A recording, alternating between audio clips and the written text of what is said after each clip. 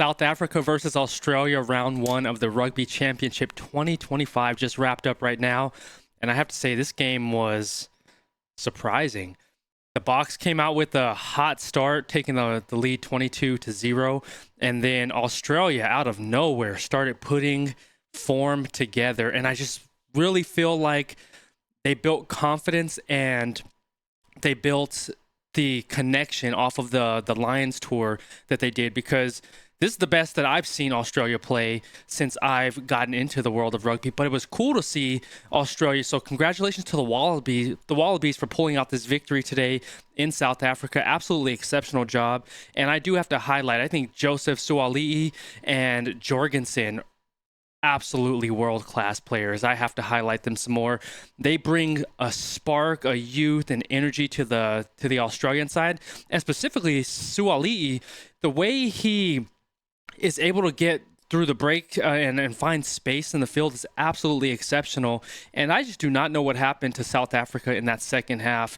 I saw they were leaving gaps wide open in the defense. The tackling was abysmal, and they just weren't able to get the attack going for whatever reason. But I think a lot of pressure was applied from the Australian side, and they were just putting the Boks on their heels essentially.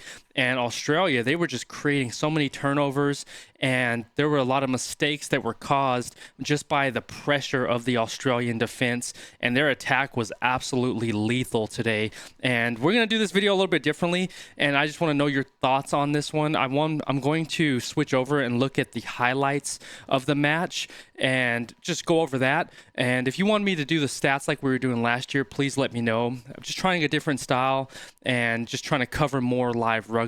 But let me know your thoughts, Qrew. But that's just my initial reactions from watching the match this morning, and it was great to see the Wallaby side. So congratulations to the Wallabies. I think just overall played a very well-rounded match. I think they had just more continuity. They had more field time than the Springboks because of the Lions tour, and they really put it together. And it's nice to see this strong Australian side that we saw today, and for the final score to be that, it blew my mind. I'm not kidding you. I saw the score 22-0. I was like, oh, this match is over. It's not even a chance. And then Australia started mounting the comeback. So let's jump over to the highlights and check this one out, Qrew. Appreciate y'all being here as always.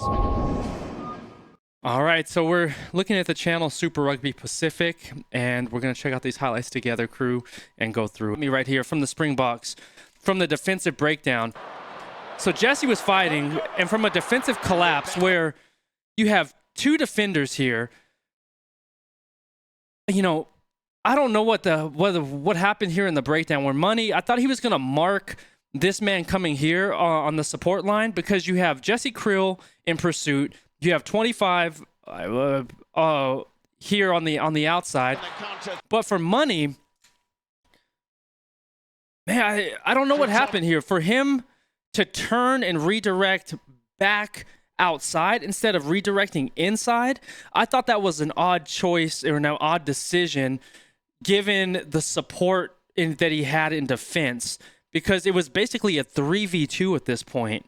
And the part that surprised me was how he redirected on the outside and just completely gave away the inside lane to Australia right here when it could have collapsed down, allowed Money to at least slow this man up, and Jesse Qrew to collapse from behind and make a tackle. But instead, he played that ball. Now, that was an odd decision that I thought, and that's where the breakdown and miscommunication happened on the defense for the Springboks for me. So I want to know your thoughts.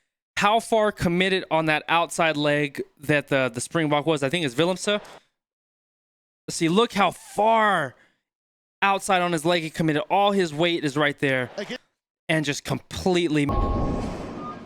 And I think Khaleesi said it, brilliantly. They would get to the 22, they would have mishandles, but the Australian side looked more aggressive, more dominant, sort of typical what we're used to seeing on the Springbok side of the game. But Wallabies, man, just looked high class. They looked quality today and just had huge, massive line breaks. And I'm really interested to see how Rusty changes the game plan coming into this next week. And I would love to hear your thoughts on what you think the Springboks are going to implement. And I also want to hear your thoughts on what you think the Wallabies are going to implement. Do you think they're going to keep that same lineup? and the strategy from an attacking and defensive standpoint. I want to know your thoughts. I think the box, if and I don't know if Colby's injured right now, but I think the addition of Cheslin Colby's going to make a big difference if he gets included in the lineup in this next test. But it's going to be very interesting to see. Wallabies, congratulations on the massive win, and I'm excited to see how it turns out next week, Qrew. And let me know your thoughts if you like this style of video, and hopefully we do not get copyrighted on this one. I just wanted to try a different style.